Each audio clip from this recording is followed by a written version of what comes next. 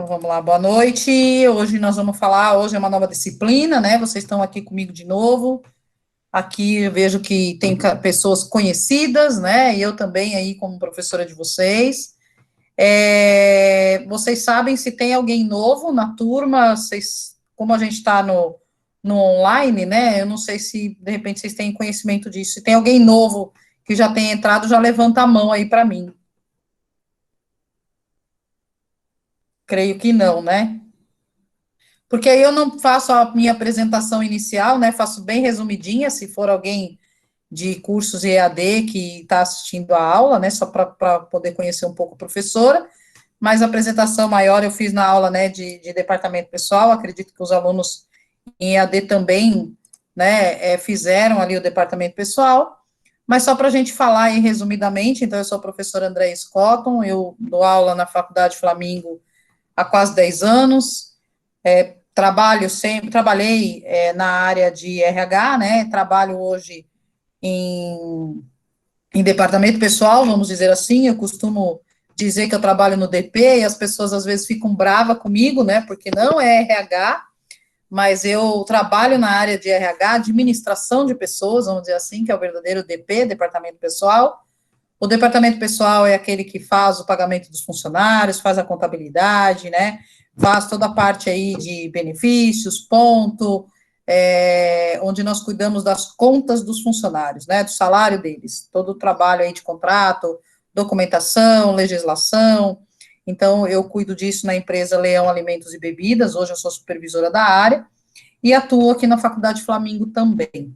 Eu já contei bastante da minha trajetória na disciplina anterior, acredito que é um resuminho só para quem ainda não me conhece, que é uma disciplina nova e pode ser que tenhamos aí algum aluno novo. Então, eu vou estar com vocês esse mês de março, em 4 encontros, né? Começamos hoje na disciplina de auditoria e consultoria. A gente começou a falar algumas coisas da aula passada, algumas coisas de implantação, de um consultor, né? Então a gente vai ver um pouco mais aí, aprofundando realmente toda como que se portar como um consultor, né? Vocês sendo formados aí em RH, vocês sendo formados em departamento pessoal, né, ou mesmo na área de RH, ou até em outra área, tendo essa base de consultoria, de auditoria, vocês conseguem também fazer aí a parte de consultoria de vocês, né? De repente eu vou dar algumas dicas, né, de como que vocês ingressam aí na área de consultoria. Eu tive uma turma da pós-graduação que uma aluna hoje ela está fazendo aí, ela tem a própria consultoria dela e com bastante dicas que eu dei aí do que ela aprendeu, na verdade, do que eu trago de um escritor, e aí ela hoje tem a consultoria dela para a área de RH com portadores de deficiência, né? Então ela ajuda aí as empresas a cumprirem a cota, aí ela tem uma empresa de consultoria onde ela também ajuda esses deficientes também criarem aí todos como é que eu vou dizer, se preparar, né, para o mercado de trabalho, ela ajuda na recolocação deles. Então, é bem bacana o trabalho que ela faz, e aí ela pegou bastante dicas aí de consultoria. Então, acredito que nesses 4 encontros aí, né, eu deixo aí um pouco de conhecimento. Eu fui consultora por 12 anos na área de desenvolvimento de sistemas. Eu implantei sistemas de informação, sistema de RH, que é o sistema da LG, não é LG que é de celular, né? É LG, que é lugar de gente, o nome da empresa, e ela é uma empresa desenvolvedora de software. Se vocês quiserem entrar lá para até agregar um pouco do que a gente viu no nosso sistemas, né, que é integrado, ERP, a LG, ela só faz a parte de RH, né? Não faço propaganda, não ganho nada com isso, tá? Mas é só para vocês terem ideia do que é essa empresa. E aí, essa empresa, ela é desenvolvedora de software. Eu trabalhei nessa empresa por 12 anos, onde eu fiz bastante consultoria de implantação de sistema, e como é que funcionava essa consultoria, né? A consultoria, os clientes compravam o software, e aí ia a pessoa da área de tecnologia, instalava esse software junto com o cliente, e entrava eu como consultora para fazer toda a implantação do software, né? Na aula passada, na aula da disciplina anterior, o Arley até comentou que ele teve uma experiência com um software de transição, de implantação, que teve uma consultora que foi lá e era a melhor consultora, por exemplo. Depois ela entrou de férias, trocou, foi um outro consultor, e o consultor ele preferiu, né? Então eu fazia esse papel de consultora, de ir no cliente e fazer toda essa implantação, né? Ou às vezes, igual as medidas provisórias que nós tivemos aí no ano passado, por conhecer todo o software, eu era chamada para fazer toda a implementação da medida provisória, fazer e acontecer dentro do sistema, dentro do software, né? Então, eu fiz bastante implantação, tenho bastante história para contar aí de coisas que aconteceram comigo em consultoria, da forma que eu abordava o cliente, por mais sorriso que você chegue, ou até uma música que eu deixei no começo da aula para quem chegou cedinho, né? Mas como que as pessoas reagem a tudo isso, né? Com a música ou com você estar com fone de ouvido, trabalhando, né? Tem N coisas aí que eu vou colocar durante a nossa disciplina, tá? Então, como toda aula, né, início de disciplina, eu tenho alguns recados.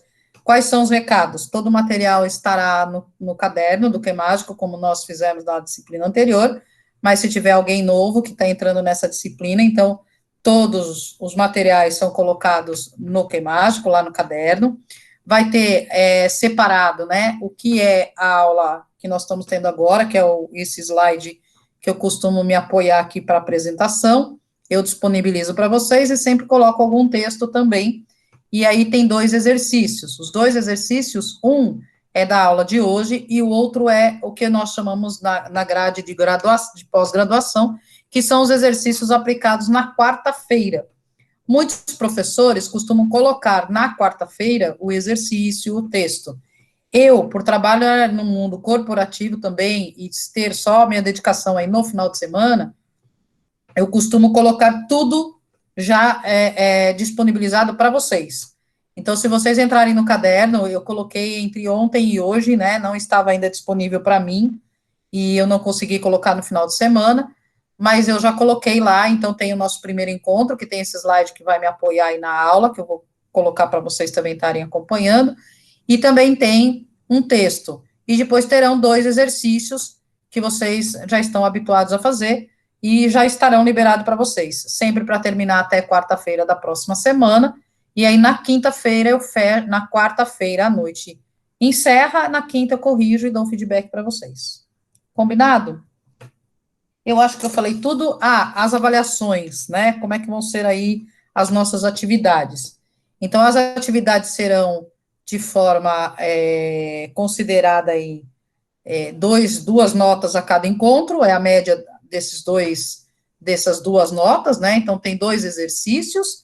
Esses 2 exercícios, né? Eu somo os 2 e divido por 2, é a nota do primeiro encontro. E assim, até o terceiro encontro. No quarto encontro, eu estava aqui pensando que eu vou inverter um pouco a aula e depois a gente fala sobre essa atividade que eu vou querer de vocês em grupo, e aí eu vou querer uma atividade de vocês no último encontro. Então, aí vocês não teriam atividade para fazer depois do nosso último encontro, mas vocês teriam que fazer uma apresentação para mim, sem muito assim, não precisa de slide, a não ser que vocês queiram, mas não há necessidade, mas é mais um bate-papo, eu inverter a aula, eu vou subsidiá-los de matéria, de material, vocês vou orientá-los, e aí nós vamos discutir sobre, e aí essa participação, né, esse trabalho, vocês vão fazer uma parte escrita, e uma outra parte que vocês apresentem bate-papo aqui. Então, a ideia, dependendo da turma que eu tiver aqui, de quantidade de pessoas, eu vou dividir a sala, e aí nós teremos aí, tipo um debate, uma coisa interessante aí, para que a gente possa fazer bem descontraído, tá? Pode falar, Grazi. Ô, Pro, eu tô vendo aqui os seus slides, mas não tem avaliação, não tem atividade, né? Não, ainda não, eu terminando a aula, eu já vou colocar lá, como o caderno foi Ah, tá. liberado para mim, como o caderno foi liberado para mim no meio da semana, eu não consegui colocar todo o material lá. Então, eu quis correr para colocar o material de hoje, né, que é essa apresentação, que às vezes tem aluno que quer acompanhar olhando o material na sua tela, enfim. então eu corri para colocá-los, mas aí eu, depois no final da aula, eu já libero os exercícios para vocês, tá? Ainda hoje vai Ah, estar tá bem. liberado aí, tá bom? Obrigada, Pro. Imagina que é isso. Pois bem, o que nós vamos falar aí hoje vai ser nós vamos começar falando sobre uma nova profissão, né? Um novo cargo que, na verdade, surge no mercado de trabalho e que, às vezes, aí a gente não se dá conta. Eu já comentei isso em outros momentos, mas eu reforço de novo esse novo cargo aí que tem no mercado. E aí eu explico um pouquinho dele e o porquê que eu explico esse cargo com mais detalhes, e em seguida eu entro com auditoria e consultoria, porque esse papel é o que faz, às vezes, dentro da empresa, tá? Eu só vou abrir um parênteses aqui, eu sei que ainda tem mais gente para chegar, mas as notas de vocês eu não consegui ainda cadastrar lá no portal. Eu já passei essa dificuldade para a Elida, eu não consigo ver a turma de vocês, realmente o sistema está passando aí por atualizações e eu não consegui ainda fazer, mas quando eu tiver no finalmente da aula, aí eu deixo de gravar, tá? Encerro a aula, e aí vocês permanecem comigo mais alguns minutinhos, e eu abro aqui a planilhinha onde estão as notas de vocês, e eu passo a nota de vocês da disciplina anterior, tá bom? Só não vou passar agora, porque como a gente está gravando aula, tem alunos que, de repente, né, para a gente não ter aí uma gravação tão extensa, para passar as notas. Então, no final da aula, eu paro de gravar e passo as notas para vocês, e depois aí eu continuo lançando, mas aí já fica aquela angústia de vocês saberem as notas, eu já consigo passar, tá bom? Como a gente já tinha combinado na aula passada, né, quando nós terminamos. Pois bem, o que a gente tem aí de novo, né, nessa questão desse cargo que eu falo, é essa pessoa aqui, ó, o business partner, né? O business partner nada mais é do que um parceiro de negócio dentro da empresa. Na verdade, ele é um analista de RH.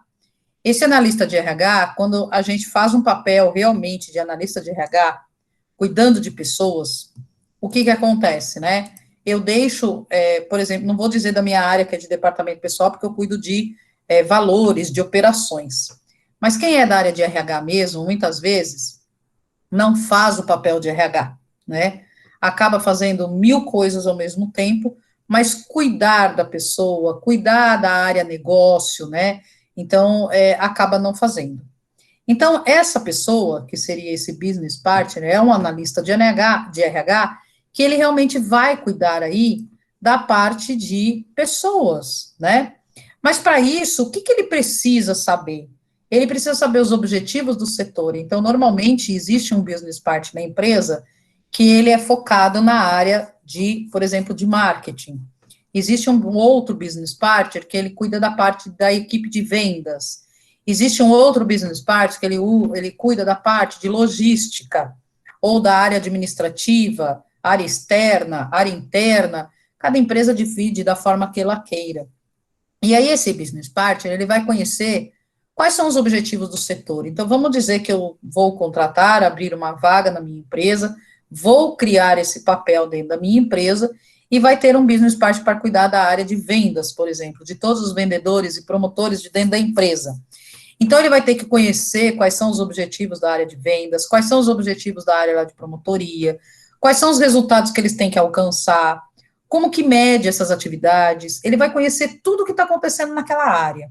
Por quê? Porque ele vai ser o parceiro de negócio. E aí, ele conhecendo a área negócio que ele presta serviço, vamos dizer assim, o business partner, né, o BP que a gente fala, ele consegue atuar, ele consegue desenvolver e ajudar aquelas pessoas que ali estão. Então, quando que isso surgiu, né, existe aí uma história disso, né, que foi o americano, né, esse rapaz bonito que está na foto aqui, o Dave Urich, ele é especialista em gestão de pessoas, e ele que trouxe esse conceito lá em 1980 para o mundo dos negócios, né, ele achou que ter essa pessoa na área de negócio poderia ajudar a desenvolver as pessoas, poderia ter uns resultados melhores. E aí ele trouxe esse papel, criou numa das empresas, fez alguns testes, né? E aí tem algumas empresas que usam essa atividade de um BP, tá? Então, essa pessoa, ele vai gerenciar todas as pessoas que estão naquela área, ele vai definir, ele vai alinhar, implementar alternativas para pessoas com foco no negócio. Então, por exemplo, os promotores. Os promotores, normalmente, são funcionários, né, que estão em diversos locais ao mesmo tempo, né, em diversas lojas, mercados, de repente shopping center, dependendo da área, né, da qual que a pessoa está atuando, ela pode estar em diversos lugares aí, um promotor de vendas. Assim como o vendedor está na rua. Então, tudo que acontece dentro da empresa, essas pessoas não sabem. E aí, esse VP, ele pode ser essa pessoa que vai apoiar, que vai ajudar, que vai interagir com essas pessoas. Então, vai ser um trabalho aí de grande parceria, né? E aí vai ganhando espaço, ele vai ganhando credibilidade, as empresas vão aceitando mais essas pessoas, né? Eu até coloquei uma figurinha aí, ela está mais ampliada no slide seguinte, que eu já mostro para vocês, mas é exatamente essa figurinha que está pequenininha aí que vocês estão vendo, ela está ampliada no slide seguinte, que eu já mostro a vocês. Na verdade, aproxima, né, o objetivo de você ter um BP na empresa é você aproximar o departamento de recursos humanos dentro da área de negócio. Então, aí você vai agilizar a resposta, você vai agilizar mais processos, você vai ajudar os líderes, os gestores, né? Antes até de eu passar esse gráfico mais adiante, eu dou uma pausa aqui para ouvir um pouquinho vocês também, mas assim, esse cenário, em empresas menores, às vezes não tem essa pessoa, né? Então, às vezes tem lá um assistente administrativo, um auxiliar ou um analista, e esse analista é quem faz tudo. Ele que passa toda a parte de ponto para a contabilidade, ele que recebe os honoritos da contabilidade, ele né, porque tem uma empresa de contabilidade, mas ele ali é um RH. Só que mesmo assim, por ser um RH, ele não faz muita coisa ali, né? Ele, na verdade, fica ali intermediando aí a contabilidade, ele fica ajudando, fica apoiando, mas, na verdade, não está fazendo. Então, algum de vocês, né, a empresa que vocês trabalham, ou vocês já ouviram falar, como é que funciona esse desenho dentro da empresa? Vocês têm esse cenário, não tem? Deixa eu ouvir um pouquinho vocês. Um por vez, sem brigar, tem poucas pessoas na sala. O que vocês me contam? Ô, Pro, na verdade, assim, é só uma pergunta, né, antes. Esse nome Business Park, ele vai no registro em carteira ou não? Não, ele não. Aí, boa pergunta, Grazi. Olha só, lembra que nós falamos que tem aquele CBO, que é o Sim. Código Brasileiro de Ocupação? Ainda ontem mesmo eu dei risada aí, eu já conto para vocês uma reunião que eu participei para falar desse CBO.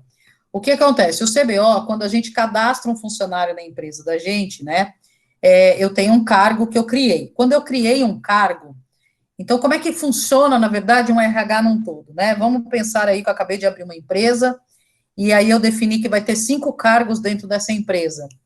Então, antes de eu começar a contratar alguém para minha empresa, eu quero lá ter um gerente, eu quero ter um supervisor, eu quero ter um diretor, eu quero ter um assistente e um auxiliar, né? E aí eu vou olhar o que cada um vai fazer, vou descrever, que é o que a gente chama de descrição de cargos e salários, vou descrever o cargo deles.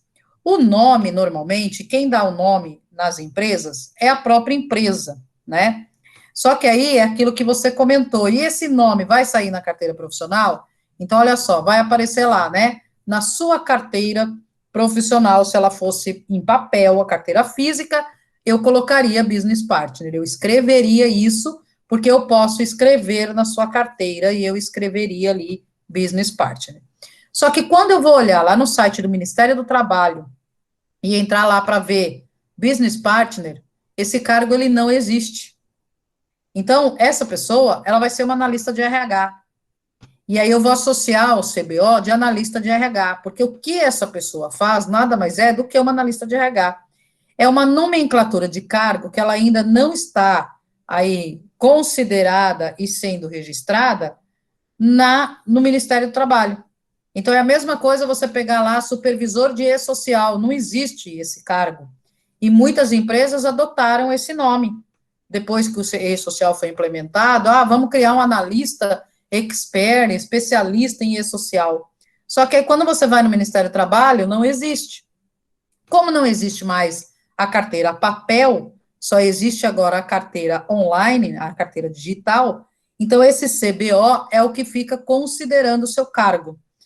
Aí, Grazi, é uma situação, todos entenderam essa questão do CBO? Quem não entendeu, coloca que eu vou avançar um pouco as minhas considerações aí de vivência em RH do passado e o hoje.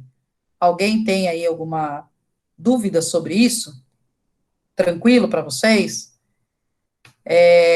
Se a gente associar um CBO errado, né? Então, vamos dizer que o Business Partner não vai sair esse nome, tá, Grazi? Respondendo sua pergunta, ele vai sair como analista de RH, mas vamos dizer que eu, Andréia, não tenho muita noção de CBO, não tenho conhecimento muito disso, e eu coloco qualquer um outro lá. E eu coloco, sei lá, líder líder de açougue, né? Associei um número qualquer que eu achei bonito lá. Então, olha a encrenca que pode dar uma carteira profissional, né? E o que eu diria falando em carteira profissional digital? Eu vim de uma época que tudo era papel, né? Quando eu fazia a operação ali, eu como operacional, fazendo e aprendendo. Então, tudo era papel. Então, eu tinha carteira profissional em papel, o currículo impresso em papel, e como que nós, no passado, fazíamos um processo seletivo. Eu olhava a ficha do candidato, que é aquela ficha que quando a gente vai procurar emprego, algumas empresas ainda usam, que é onde eu preencho todos os meus dados à caneta, à mão ali, eu mesmo escrevendo. Ali eu coloco os meus últimos empregos, eu pego minha carteira profissional, eu abro minha carteira e eu ia escrevendo ali, isso é como funcionava no passado, ainda tem empresas que faz isso hoje, e aí eu, como selecionadora, eu pegava essa ficha do candidato, eu pegava a carteira profissional dele, e eu comparava se estava ok, se estava certinho, ou o próprio currículo dele, né? Isso, para as vagas mais operacionais, eu usava bastante. Às vezes, até para vagas mais corporativas, mais aí de alto escalão, eu também usava, né, dessa forma. Até para ver se o funcionário, ele realmente foi gerente na outra empresa. Existia muita coisa que a pessoa falava assim, olha, meu último cargo era gerente na outra empresa. Legal. E aí você contrata essa pessoa para gerente. Só que aí você vai olhar a carteira profissional dele, ele ficou 1 mês apenas no cargo como gerente. Então, qual é a experiência que ele teve como gerente? De 1 mês, né? E, de repente, na minha ficha lá interna de processo seletivo, aparece que eu precisaria contratar no mercado um gerente com 4 anos de experiência. E aí, na prática, isso não batia. Então, a gente olhava muito isso, a carteira profissional da pessoa, né? A gente olhava esses históricos. E aí, como é que funciona, já de um tempo para cá, antes até da carteira profissional digital existir, como é que funciona essa parte do processo seletivo, né? A pessoa preenche o currículo dela, seja lá no LinkedIn, seja lá no Vagas, e muitas vezes ninguém vai conferir se realmente aquela pessoa era ou não aquela função, tá? Normalmente é assim que funciona. Então, se eu colocar no meu LinkedIn, ou se eu colocar no meu currículo, que eu atuo na área de RH, e já fiz aí cargos salários, e eu fui gerente, eu fui diretora de RH, poucas perguntas serão feitas, é claro que vão perguntar para mim todo o meu conhecimento, eu me enquadraria aí como uma gerente ou um diretor de RH, então eu vou ser bem agressiva e vou dizer que sei, só que na hora de comprovar algumas coisas, não tem em nenhum momento como a empresa olhar isso, né? Até tem, mas com a tecnologia que nós estamos avançando, hoje em dia as empresas não costumam pegar isso, né? De processo seletivo aí, não costumam olhar esses detalhes. E se ela for olhar esse detalhe, e como essa vaga Business Partner, se vocês olharem no LinkedIn, se vocês olharem no vagas.com, vocês vão encontrar muito mais vagas de Business Partner do que de analista de RH. Só que, no fundo, né, quando você é registrado, você vai estar no CBO, né, a sua carteira digital, estará como analista de RH. Para você comprovar para uma outra empresa que você era de Business Partner, que você entende todas essas funções que eu estou colocando aí, o que realmente um Business Partner faz, né, que é um analista de RH, né, dedicado aí para a área de negócio, dedicado para encontrar aí as soluções vinculadas à área negócio, você vai ver que isso vai ter um pouco aí de dificuldade de você ter essa comprovação. O que precisaria, talvez, e aí volta lá na minha época de processo seletivo em papel, é você pedir uma carta de referência para o teu funcionário que você está contratando, né? Ou dizendo que você precisa de uma carta que a empresa te passa todos os cargos que aquela pessoa ela fez. Se vocês olharem a sua carteira profissional digital, você vai ter lá o último cargo da empresa da qual você trabalhou. Você não tem ali aquele histórico todo de cargo, né? Então, talvez possa ser que venha a ter algumas melhorias disso, mas por enquanto ainda a gente não tem na nossa carteira profissional essa informação, né? Então, realmente isso acaba aí deixando um pouco, né, a gente no processo seletivo aí com um pouco de cuidados para quem está na ativa, para entender aquele funcionário mesmo do qual você está contratando, né? E o BP, que é o Business Partner, ele faria um pouco desse desenvolvimento aí, né? Mas alguém de vocês, alguma empresa que vocês trabalham, existe esse BP, existe esse papel, não existe? Quero ouvir vocês um pouquinho. Pro, eu acredito que exista sim na minha empresa, mas lembra uma vez que eu te tinha comentado um nome mais específico, que é quando a pessoa ela cuida de tudo? É um CEO, né? CEO, isso. Tem relação? Não, na verdade o CEO, ele é aquela pessoa que ele é como se fosse um presidente da empresa, né? Ele toma as decisões, ele orienta os departamentos, ele que dá a cartada final aí em muitas coisas, né? Então, não seria muito essa pessoa, não. Lá na empresa que eu Entendi. trabalho, provavelmente deve ter, porque é uma empresa gigante, é uma entidade de Tá. classe. Mas eu não tenho contato, então eu não sei como que funciona toda essa questão de RH, porque eu fico mais no administrativo de lá. Então, mas Mas eu acho que você existe. como um administrativo, né? Sim, Você tem a sua líder, certo? tenho. A sua gestora. Quando tem alguma coisa assim na empresa de avaliação de desempenho, não sei se lá tem, provavelmente tenha, pelo que você está me Tem. falando do nome da empresa. Isso. Quando tem essa questão de gestão de desempenho, a tua gestora, ela é alguém do RH, especificamente uma determinada pessoa, se tem várias pessoas do RH, ela vem acompanhar junto com a gestora, orientar, alguma coisa assim ou não? Não, a gestora que passa para gente essa questão aí da análise de desempenho, e aí tem uma pessoa no RH que ela é meio que responsável por isso tudo, também pela questão de pagamentos, honorites, tudo que é mais questão assim do funcionário, é essa pessoa responsável. Tudo de problema é com ela. Se alguém do Tá. RH erra alguma coisa, aí é ela que resolve, que responde.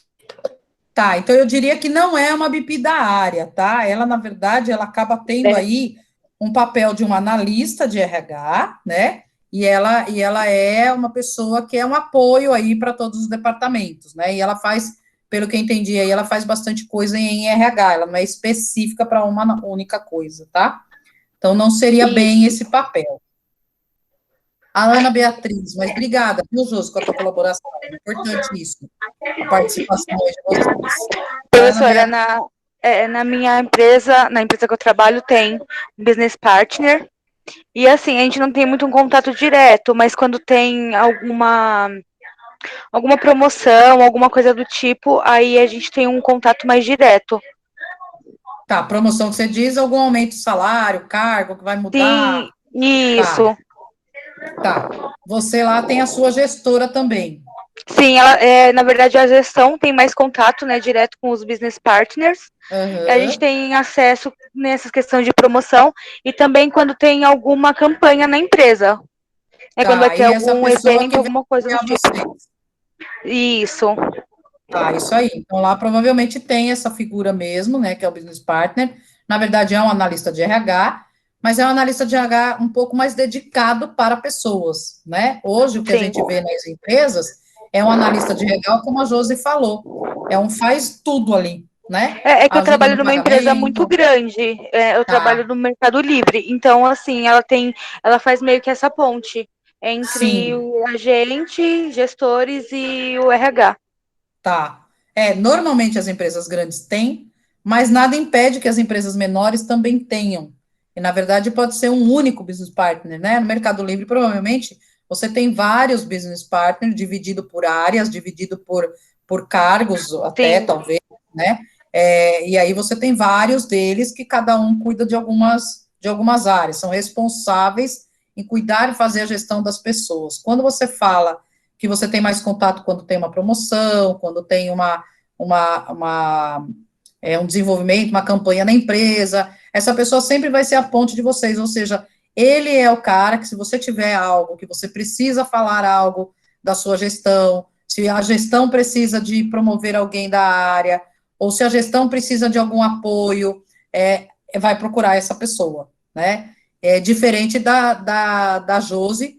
Da Josi, a pessoa ela também tem todo esse apoio lá, mas é um papel diferente. Lá ele vai fazer de tudo, né? Então é um pouquinho diferente aí os cenários. Mas muito bem, obrigada, Ana Beatriz. Quem levantou a mão? Michele? Não? O seu som está desligado. Continua.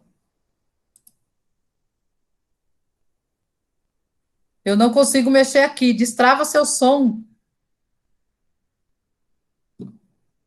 A gente não te ouve. Agora sim, agora sim. Oi, Pro, eu apertei errado, desculpa. É que Tudo bem? eu tô copiando essa telinha aqui que você colocou, e aí eu botei o dedo na mãozinha aqui, desculpa. Então tá bom. Pode continuar aí, eu tô ouvindo aqui. Tá bom. Bom, e aí a gente tem esse cenário do business partner, né? Esse cenário aí, que é essa figurinha que eu vou colocar aí na próxima, que é onde ele entra aqui, né? Ele faz a ponte ali, né, entre as necessidades da empresa, ele tem que saber quais são as necessidades da empresa, ele tem que saber quais são as necessidades das pessoas, então ele vai conhecer um pouco das pessoas, né? Ele vai ter aí o alinhamento, né, estratégico das duas áreas, né, seja de RH com a área que ele atua, e aí depois ele vai gerar, com certeza vai ter mais resultados aí eficientes, né? Então, vamos supor que aqui na nossa sala, né, nesse momento, nós teríamos aí um papel de um business partner, né? Então, vamos supor que a Grazi fosse a gestora, eu fosse a BP, e a Michele é uma pessoa, uma funcionária lá da empresa, né? Então, eu teria acesso com a Michele, eu conversaria com a Michele para entender um pouco da Michele. Quando a empresa é muito grande, normalmente o BP ele fala direto com o gestor, e o gestor faz um resumo dos funcionários dele, da equipe dele, né? Então ele fala, a Graziele, o comportamento dela como ela está na empresa com a gente há X tempo, ela já passou por tais e tais cargos aqui na empresa, ela tem uma postura agressiva, mas ela é expansiva, ela trabalha em equipe, e aí eu começo, né, a gestora começa a falar da Graziele. Eu, como BP, eu vou querer entender um pouco também com a funcionária, com a Graziele, quem é a Graziele, né? E ela vai conversar comigo, ela vai falar comigo, eu já tenho umas orientações dela, a gestora dela me passou, né? Mas eu também vou querer entender a Grazi, eu vou querer também escutar um pouco a Grazi. E aí eu vou querer entender quais são as expectativas dela, quais são os sonhos dela, eu como RH, cuidando de pessoas, tá? Esse é o nosso papel em RH, só que nós estudamos várias disciplinas, tanto na grade de graduação, quanto na pós-graduação, N disciplinas que nos apoiam a atuar dessa forma. Só que a gente sabe que muitas empresas, analista de RH, muitas vezes, não faz isso, né, infelizmente. Então, eu como RH, né, como a business partner, vou entender, e aí depois eu vou chegar na Michele, que é a gestora, e vou conversar com a gestora, e vou pedir para ela me explicar um pouco da área dela. Explica para mim da sua área, né? Aí a Michele vai contar que a área de vendas, que ela tem uma equipe grande, vários vendedores que ficam todos na rua, né? E que quando ela faz reunião é difícil para reuni-los, porque estão todos aí, né? É difícil trazer todo mundo, porque ela tem que parar os vendedores, né? Trazer para o escritório.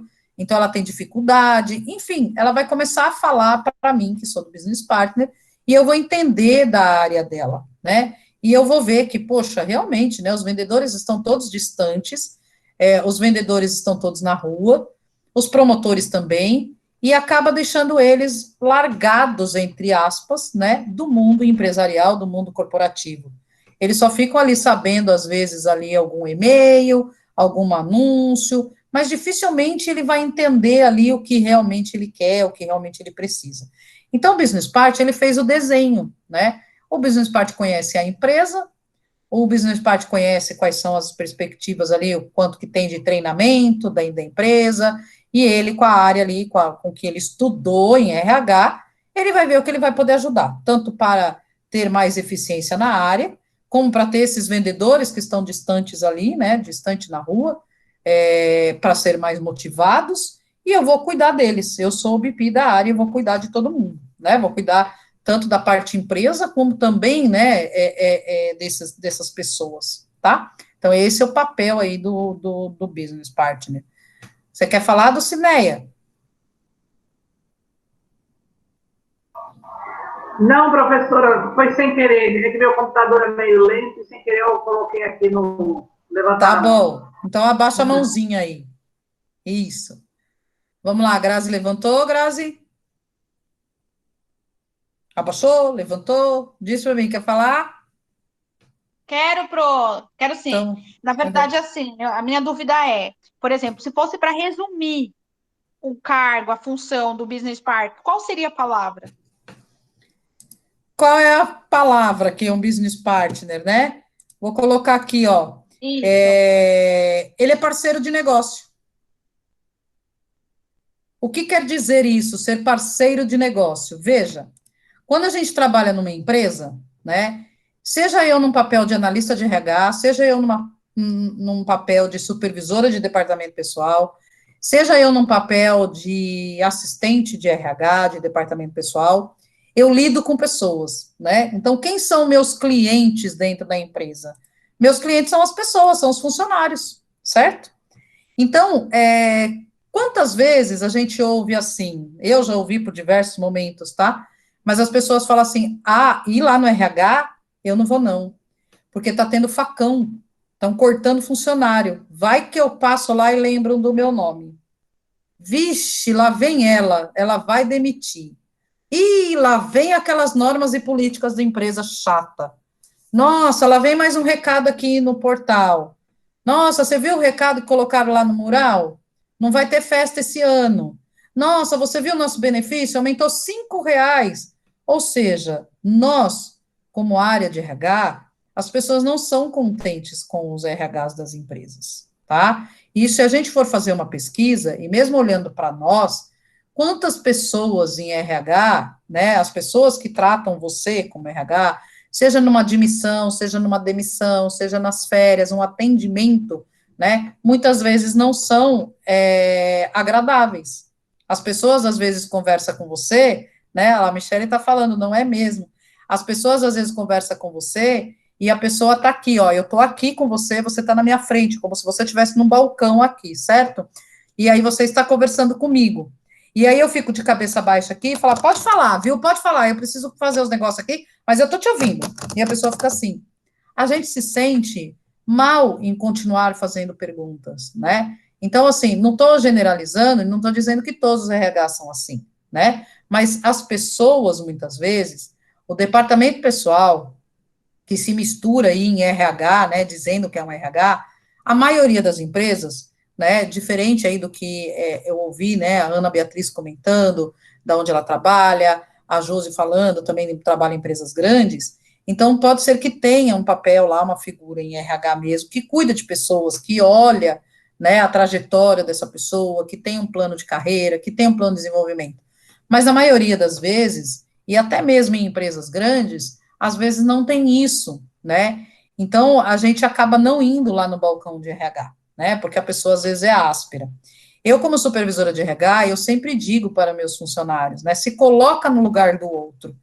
Faça com que o atendimento, a gente realmente, se eu precisar explicar 10 mil vezes para a pessoa, E nas nossas reuniões, a gente fala, a gente dá risada, e fica nas nossas reuniões como se fosse um desabafo, como se fosse, né, algo para a gente ali mensurar, porque o cara foi estúpido comigo, porque o outro xingou, e a gente desabafa ali, né, e morre ali, né, ninguém mais precisa ficar sabendo das coisas que aconteceram, e eu também não preciso maltratar. Ah, pô, a pessoa veio 5 vezes pedir explicação para mim. Pois é, eu vou ter que explicar 5 vezes, né? Por quê? Porque é um atendimento que eu estou dando a ele. E às vezes, as 5 vezes eu explico do mesmo jeito, o que que vai acontecer, né?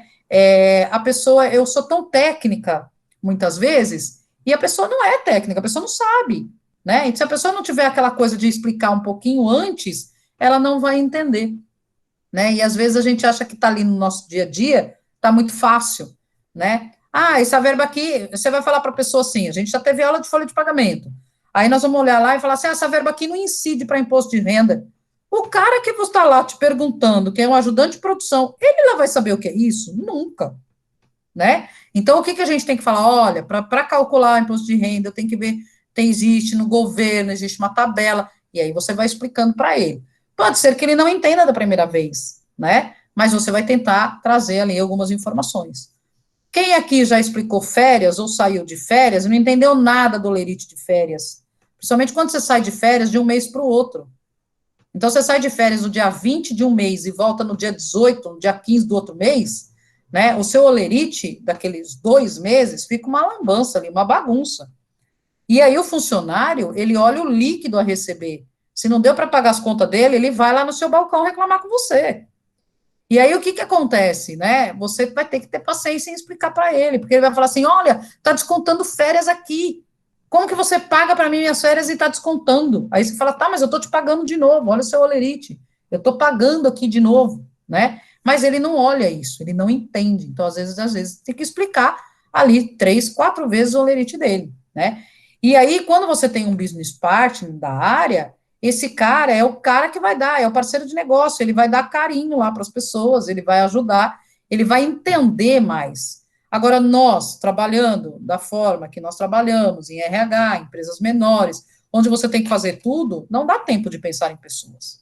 O que menos você vai fazer é pensar em pessoas, né? Você vai querer cumprir lá o E-Social, quantas regras que se tem ali, você vai querer fazer o ponto dessa pessoa o mais correto possível, senão tem que fazer diferença, e aí vocês viram encrenca no E-Social como é a diferença, e aí quantas coisas que vocês vão estar fazendo, né? Então, você tem que criar mecanismos e filtros para que não ocorra essas diferenças, para que não pague o funcionário errado, e ao mesmo tempo você esquece você não cuida dele, né? Então, por isso que foi criado esse business partner, essa função, para que tivesse essa pessoa que não fizesse tanto o operacional, e sim cuidar das pessoas, é o parceiro de negócio daquela área.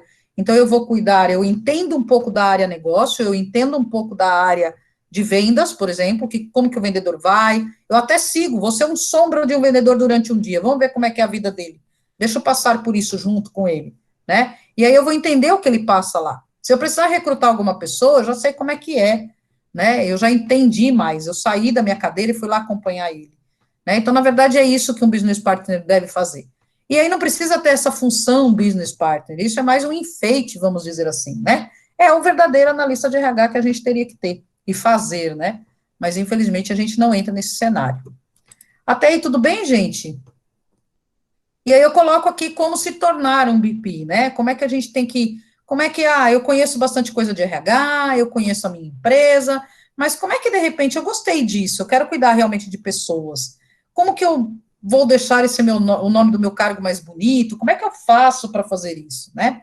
Então, na verdade, a gente teria que primeiro ter aí, né, entender tudo que se trata em subprocessos e sistemas de RH. Então, quando eu falo em subprocessos, subsistemas, né, desde de um recrutamento, seleção, cargos e salários, treinamentos, a parte de folha de pagamento, se eu conhecer um pouquinho disso, isso vai me ajudar a me tornar um BP. Por quê? Se eu sou parceira de negócio da área lá de vendas, eu já sei o que um vendedor faz, eu já sei como é que é a área de vendas, eu já sei o que eles precisam, e aí eu também vou conhecer tudo que tem dentro da empresa, então eu vou saber quais treinamentos que ele pode fazer, que de repente é bacana, vou criar aí uma linha de treinamento para ele. Eu vou verificar a questão de plano de carreiras lá com o pessoal de cargos e salários. Se ele entrou como um promotor, ele pode sair como um supervisor aí de vendas, ou ele ir para a área de vendas, para que caminho ele pode trilhar? Então, isso eu preciso saber qual é o plano de carreiras da empresa, eu preciso entender um pouco de cargos e salários, né? Além disso, na questão de desempenho, da avaliação de desempenho, eu também tenho que acompanhar como é que é essa ferramenta, como é que eu faço a avaliação, acompanhar os feedbacks, como é que o gestor trata esse funcionário, como é que esse funcionário também quais são os sonhos dele, como eu falei. Então, a gente começa a fazer uma parceria aí, né? E aí eu começo a fazer esse cenário. A Dulcineia colocou ali no chat que o business seria o analisador dos colaboradores na sua posição de procedimentos, de acordo com a empresa. Tirar todas as dúvidas que o mesmo tenha em todos os sentidos. Entendendo o trabalho de todos os outros departamentos para ajudar a se desenvolver melhor. Exato, Dulcineia, é aquela pessoa que vai ser, ele vai analisar, né, as pessoas, ele vai entender as pessoas, ele vai entender a empresa num todo, e ele vai entender aquele pedacinho aonde ele trabalha. Às vezes, você tem um funcionário maravilhoso na área de vendas, e aí ele é o melhor vendedor que você tem, e você promove essa pessoa para um supervisor de vendas. Só que ele não tinha sonho de ser supervisor, ele não quer ser supervisor, ele quer vender, está no sangue dele vender, e não ser supervisionar. E aí você achata esse funcionário, você perde aquele seu melhor vendedor, e você desmotiva. Né? Isso, eu já tive essas experiências em diversas empresas. Eu tenho funcionário, inclusive, que trabalha comigo, que ele não quer ser promovido de jeito nenhum, ele não quer ser supervisor. Né? E aí eu questiono por quê, ele fala porque é muito abacaxi, eu prefiro fazer o meu operacional aqui e tá de bom tamanho. Né? Então, é o desejo dele, é um sonho dele. Porque quando chegou num determinado momento da empresa, que eu estava com a empresa, com a minha área estruturada, eu falei, bom, agora eu vou criar pessoas, sucessores meus, né? Eu ficaria muito feliz se um dia eu sair da empresa, ou eu puder galgar para uma vaga maior, que alguém do meu time fique no meu lugar, não trazer de fora, né? Eu vou ficar mais feliz que alguém da minha área assuma. Ficaria muito grato por isso. E aí, pensando nisso, eu falei, tá, então eu tenho que ver o que falta nessa pessoa. Eu, como gestora, fui fazer o papel do BP, o BP que faria esse cenário. Tipo, Andréia, você é gestora, você já pensou se tem alguém para ser seu sucessor? Você já viu se a gente consegue treinar alguém? Ele ia conversar comigo, ele ia ser meu apoiador ali, né? Então, a pessoa de RH, ela estuda mais, né? Eu sou uma gestora que eu conheço o RH, eu conheço os subprocessos, mas tem muito gestor que não conhece, né? Quem é da área de logística, por exemplo, quem é da área de negócio, o que acontece? A pessoa não conhece de RH, ela nem sabe fazer gestão de pessoas, às vezes, então ela precisa de uma pessoa para ajudar. Aqui nós estamos falando com pessoas que estão em RH, né, estudando RH, então fica mais fácil para vocês entenderem. Agora, imagine uma pessoa que é de logística, né, e não tem um business partner lá que pode enxergar pelos funcionários dela, entendeu? Então, esse cara, ele é esse apoiador aí, né, é o parceiro ali. Mas, para isso, ele também tem que conhecer um pouco da área de negócio dele, né, da área de vendas, por exemplo, que eu mensurei. Ficou claro aí, Dulcineia? Acho que esclareceu mais aí do que você complementou, né? E aí eu tenho que conhecer assuntos diversos, então eu também tenho que saber um pouco de finanças, um pouco de compras, um pouco de comunicação, de vendas, porque se eu sou um business partner da empresa, né, de uma área negócio, eu tenho que entender da área negócio. Mas é interessante, às vezes, olha que interessante, né, às vezes a gente conhecendo a empresa num todo, a gente sabe como é que é o processo. E eu acabei aí trabalhando numa área, eu sempre fui da diretoria de RH, o departamento pessoal, ele sempre ficou abaixo da diretoria de RH. E a empresa onde eu trabalho, a gente teve um momento aí de uma transição, onde eu fui parar dentro de uma diretoria de finanças. Então, a minha gestora, ela não entendia nada da minha área, e eu muito menos da área dela, né? Mas nós fomos para dentro de finanças, porque o CSC, que é o Centro de Serviços Compartilhados, ele é um prestador de serviço com várias áreas dentro desse CSC, que prestam serviço para a empresa. É um conceito que tem aí de mercado, de grandes empresas, onde eles colocam dentro do CSC, né, normalmente a área de contas a pagar, contas a receber, o departamento pessoal, é como se fosse a pagadoria da empresa, né? Então, ficava todo mundo ali dentro desse CSC. E eu, por ter ido para uma diretoria de finanças, eu tinha bastante dificuldade, porque a minha gerente não conhecia nada da área de RH, ela foi aprendendo comigo, né, e me apoiando, enfim. Mas onde eu quero chegar com isso? Que quando a gente conhece toda a parte de finanças, que é o que eu acabei conhecendo um pouco mais, a gente começa a compreender algumas coisas com mais facilidade. Então, o nosso trabalho, ele começa a ser desenvolvido de uma forma diferente, né? E o inverso também acontece. Então, por isso que quando eu falo BP conhecer um todo, por exemplo, se ele vai dar um treinamento, ele vai sugerir um treinamento para um vendedor, por exemplo, e ele conhecendo como que funciona a parte de contas a pagar, contas a receber, aprovação desse curso, ele conhecendo esse processo, é mais fácil para ele chegar na autorização desse curso para aquele cliente dele, entenderam? Então, às vezes, você conhecer os processos da empresa, às vezes é interessante por isso, né?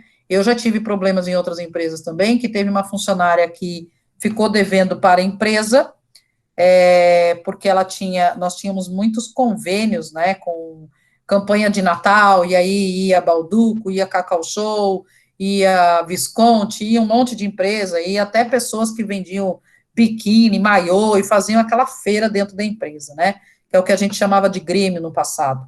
E aí eles ofereciam as vendas, as pessoas compravam e descontavam na folha. Eu era totalmente contra isso, e aconteceu de uma pessoa comprar bastante, e aí essa pessoa acabou tendo o desconto na rescisão, ela pediu a conta, e o desconto da rescisão não foi o suficiente. E eu achei aquilo ali muito desagradável, porque a pessoa comprou um monte de coisa, aquela conta não era empresa. Ele sair devendo é uma coisa, mas ele dever de coisas que ele comprou, eu acho que no mínimo ele teria que ter, assim, olhado a rescisão dele e falar, esses descontos aqui, né, eu vou pagar. Porque essa pessoa acabou comprando por um preço menor e foi vender, tá? Então, como a gente conhece, né, as pessoas, os perfis, e aí eu fiquei sabendo dessas coisas também, acompanhei e eu não achei isso correto. E aí, por eu conhecer um pouco de tudo, eu cheguei para a área de contas a pagar e falei para ele, escuta, a gente pode fazer um boleto, conversei com o jurídico também, né, falei, a gente pode fazer um boleto para esse funcionário, com data, inclusive, para vencer, e se ele não pagar, tem juros, multa ou até protesto, em nome dele, porque é uma conta, eu tenho aqui as notinhas do que ele comprou, eu tenho como comprovar isso na justiça, enfim. E a gente acabou fazendo esse processo, esse boleto foi emitido em nome desse funcionário. Esse funcionário, se ele pudesse, acho que ele riscava meu carro, furava os pneus, sei lá o que ele fazia mais, né, porque ele ficou puto da vida, porque ele recebeu o boleto na casa dele para ele pagar, e ele pagou, né. Então, assim, se eu não conhecesse um pouco aí do mecanismo de área de finanças, dos processos e tal, eu não teria argumento para ir pedir, né? Então, por isso que a gente fala, às vezes o conhecimento em áreas distintas, às vezes é importante. Às vezes tem gente que fala para mim, eu queria trabalhar em consultoria, mas sempre fui da área de finanças, agora fiz RH, o que você me orienta? Dependendo do que a pessoa tem, conhecimento não é demais, porque vai ter esse leque que em algum momento ela vai usar. Então, o business partner é isso. Ele tem que conhecer um pouco aí de tudo, até para dar essas sacadas e essas ideias aí, né? Eu dei um exemplo que eu passei, mas poderiam ser coisas para melhoria para aquela pessoa, né? Um treinamento, uma análise, uma promoção, um mérito, enfim, né? Então, quanto maior a autoridade em determinada área, mais fácil de você realizar as melhorias aí, né? Sugerir melhorias, e aí você fica mais inteirado, tá? Bom, vamos entrar um pouquinho de auditoria, né? Auditoria, eu acho que se alguém passou por auditoria em alguma vez na empresa, a gente já até, né, franze assim, né? Não tem nenhuma auditora aqui na sala, não, né? Porque aí, de repente, fala, nós vai ter auditor, aí a gente fala, já torce o nariz, já torce o lábio, né? Eu falo, auditor sempre é aqueles caras chatos que vem aqui, né? Eu acho que essa imagem que a gente acaba tendo de um auditor. Vocês também têm essa visão, assim, de repente, auditor, nossa, esse cara só vem aqui encher o saco, né? Conta para mim como é que é a visão de vocês aí. Ou, de repente, a gente pensa assim, nossa, tem alguma coisa errada na empresa. Isso. Ixi, o cara veio caçar aí alguma coisa, né? Ele veio descobrir alguma coisa, veio vasculhar alguma coisa, né? Alguém pensa diferente disso? Alguém já conviveu e viu que tem um auditor que era legal?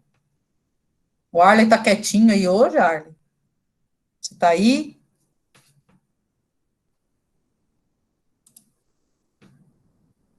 Sim, André, tô aqui te ouvindo. Então, você já teve auditor que era legal? É educado, né? Vamos Educado, dar assim, tá bom. educado, mas fazendo cumprir o papel dele, Tá. certo? Eu tive uma experiência, André, com os primeiros auditores que eu trabalhei, porque eu já trabalhei até no escuro, né? Até hoje foi engraçado que eu estava mais cedo no papo com a RH, e a Márcia foi falado nisso. Quando surgiu o interesse, né, de vender a empresa aqui, a gente começou a trabalhar em auditorias. Então teve auditoria que eu trabalhei sábado, domingo, eu não sabia para que eu estava separando papel, porque o fato de vender estava escondido, né? 3 pessoas só sabia. Então, quando teve interesse aí, né, do Grupo Coca, do Grupo Leão comprar a empresa, aí eu tive a experiência com a Ernst Young, e você já conhece muito bem eles, são educadíssimos, Sim. mas são, assim, no popular, um pé no saco no aspecto de cobrança, né? E Sim. eu, pensando pro lado de auditoria, se amanhã eu assumir uma empresa a fim de mudanças, né? Que é isso. Se amanhã eu for o filho que a Andrea vai deixar e for para uma empresa que eu desconheço, eu vou pedir. A primeira coisa que eu vou pedir para o CEO é auditorias. Eu acho que a auditoria faz a gente ter processo, faz a gente cumprir processo, faz a gente crescer, faz a gente cumprir. Então, quando eu vi isso, eu falei, nossa, esse cara é maldito, né? Me cobrando coisa, sindicato de 5 anos atrás, quando esse povo fica me cobrando guia de INSS, fica me cobrando por que eu cheguei nesse valor, qual é que deu média, pedindo laudo de PCD, o que esses caras estão fazendo? Só que hoje você vê que com a auditoria a gente se torna mais organizado, né? Sim. Melhores, mais organizados, mais preocupado em cumprir tarefa. Entendeu? A gente fica só um minutinho aqui, minha filha. Pera aí o que acontece? Estudar em casa, o filho também participa, né, Arley? Tô te falando aqui. É isso aí. Eu te falo o seguinte, André, que, tipo assim, hoje eu faria isso. Hoje eu falo que a auditoria em uma empresa é um ganho. É um ganho. Eu te falo assim, essa semana você me comprou, olha, joga na pasta, tô lembrado, né? Quando eu fui olhar, tava faltando 2 laudos. Só hoje que eu te avisei, ó, tá na pasta, porque eu fui lá e corri atrás da medicina de segurança e joguei lá. Então é isso, tipo assim, uma coisa que tinha ficado, uma coisa simples, mas às vezes no calor da auditoria que te pede, você desespera e toma pau, né? Então é isso, eu acho fantástico, assim, as ferramentas, não conheço a fundo as ferramentas de onde eles pesquisam, né? Eu sei que a gente trabalha com vários tipos de ferramenta, mas hoje se eu fosse uma empresa aí, eu ia querer auditoria. Auditoria, eu acho que é fantástico que a gente fica organizado. A auditoria, né, colocando aí em resumo, né, exatamente, o Harley até comentou, se eu entrasse numa empresa e pedir para o CEO auditoria, exatamente isso aí, ó, ele vai pedir para analisar a legitimidade de qualquer fato, né, e prestar conta a respeito daquilo, né, então a auditoria é isso, a auditoria é você auditar os processos.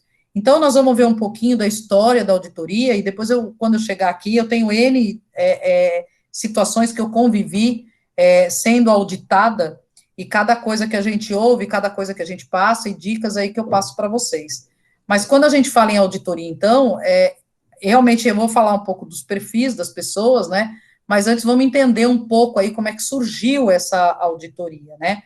Então, na verdade, olha de quando 1314, não é coisa tão recente, né?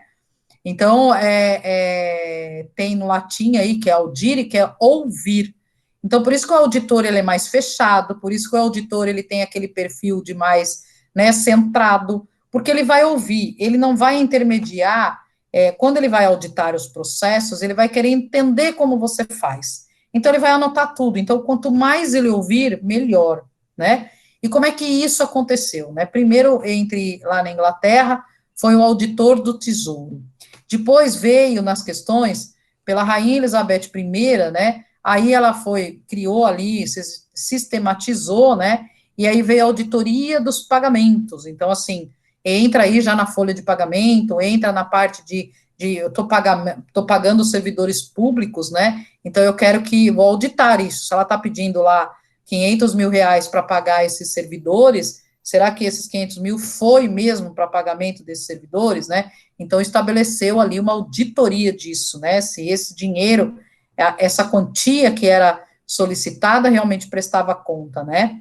E aí depois teve, em 1880, foi criada aí uma associação de contadores públicos, que aí foi também na Inglaterra, e aí depois que começa aí, em 1886, 6 anos depois, aí entra os contadores, né, entra tipo uma associação, como se fosse hoje o que a gente tem aí, né, de associação de contadores aí. E aí depois entra a formação do Instituto Holandês de Contadores Públicos, em 1894, e em 1934, aí aparece, né, uma criação aí nos Estados Unidos. Então, veja, tudo fora, né, tudo em outros países, e aí como é que surgiu realmente, né? Em 1314, quando entrou na questão, surge o cargo, aí houve uma quebra da Bolsa de Valores em Nova York, e aí essa quebra de valores chamou a atenção de muita gente, onde que estavam os erros, onde que isso era realmente estava acentuado, né, quais eram os possíveis erros contábeis ou não, e aí foi onde surgiu aí com a quebra, né, aí veio mais à tona aí um comitê que determinava algumas regras, e aí a auditoria se tornou obrigatória. Por isso que quando a gente tem auditoria nas empresas, normalmente é a contabilidade que recebe esses auditores, é a contabilidade que, na verdade, tem isso. Mas isso não é à toa, não é porque as empresas gostam da contabilidade. É exatamente lá que ele vai buscar todas as informações que tem, né? A contabilidade, como nós vimos a parte de folha, tudo aquilo que eu peço para pagar, e tudo aquilo que eu paguei, de repente o olerite, eu tenho ali a entrada e a saída, como a gente falou, né, na contabilidade, o meu plano de custos ali, meu plano de contas contábeis, e aí é por isso que hoje, né, a gente tem esse cenário da auditoria sempre estar ali centralizada no departamento de contabilidade. E aí a auditoria tornou-se obrigatória. A auditoria, na verdade, ela vem nas empresas exatamente para olhar o quê, né? Tudo aquilo que está expresso num balanço. Então, a gente sabe que quando você tem ali tudo que acontece dentro da empresa, o contador daquela empresa, seja ele funcionário próprio ou seja terceiro, ele vai fazer todo aquele processo, né, do balanço. Então, ele vai mostrar todas as receitas, ele vai mostrar todos os custos, as despesas, ele vai mostrar ali vai prestar conta, né, vai mostrar ali todo o resuminho nesse balanço apresentado. Então, a auditoria, ela vai olhar esse balanço e dali ele começa a fazer uma análise, é dali que ele começa a medir onde se tem erro, não tem erro.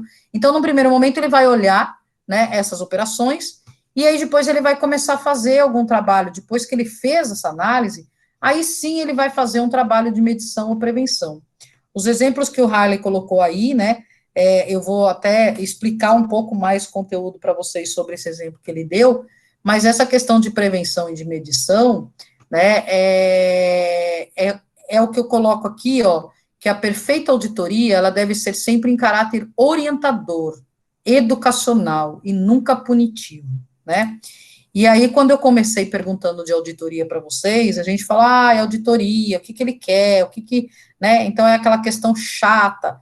Então, o Arley comentou aí que teve um momento da empresa que ele era de uma empresa muito familiar, e essa empresa que ele trabalha hoje, ele é do grupo Coca-Cola, e antes não era, né, a empresa que o Arley trabalha é a Verde Campo é uma empresa de laticínios, né, essa empresa, ela fica lá em Minas Gerais, e aí essa empresa, ela tem ali os seus produtos, e ela foi vendida para a Coca-Cola. Então, quando a Coca-Cola foi comprar, eles encaminharam várias pessoas lá para fazer auditoria nos processos. E aí entra nisso que eu acabei de falar aqui e ler para vocês, que, ó, é um trabalho de medição, de prevenção. Eu vou solucionar problemas, eu vou orientar, eu não vou punir. Então, o auditor que foi lá para pegar tanto documento que pegou junto com a Arley, né, foi exatamente para ver, Coca-Cola, você está indo no caminho certo, pode comprar. Coca-Cola, o balanço geral tem muito problema nessa empresa, melhor você não comprar, né, e é onde ele foi orientar, né, ele foi olhar. Ou ele pode ter visto, olha, Coca-Cola, pode comprar, é um grande negócio, porém tem vários ajustes em processos a serem feitos, está aqui as nossas orientações, que aí orienta o que deve seguir. Então, a auditoria, no exemplo que o Harley colocou, é isso, mas pode ser outra N coisas, né? Eu, por ter uma vivência um pouco mais do que vocês, né, não porque eu sou mais, assim, de mais idade, vamos dizer assim, né, mas é isso que eu comecei a trabalhar cedo, né? Então, quando a gente tem esse processo que você já vivenciou e já participou de vários processos aí de auditoria, de fiscalização, a gente começa a abrir um pouco mais aí a cabeça, e aí, por tantas auditorias que eu já passei, esse papel aqui, ó, caráter orientador e educacional, foi onde eu abracei um monte de ideias das quais eu tenho hoje dos processos, né? Então, quando o Arley falou, os laudos de PCDs, olha só, quando a gente contrata, e aí eu já vou passar uma dica quentinha aí para vocês, né, de experiências minhas vividas aí. Quando a gente passa por uma fiscalização de cota de PCD, então toda empresa, ela precisa ter uma cota, acima de 100 funcionários, ela precisa ter uma cota de PCDs na empresa, que são os PCDs, são os portadores de deficiência. E aí faz uma continha para identificar o percentual, e aí você precisa lá, vamos dizer que você precisa de 5 pessoas de portadores de deficiência, é a tua cota. E você tem que cumprir com isso. Se você aumenta o quadro de funcionários, essa cota, obviamente, ela vai aumentar. Mas você esqueceu disso e você não contratou mais PCDs.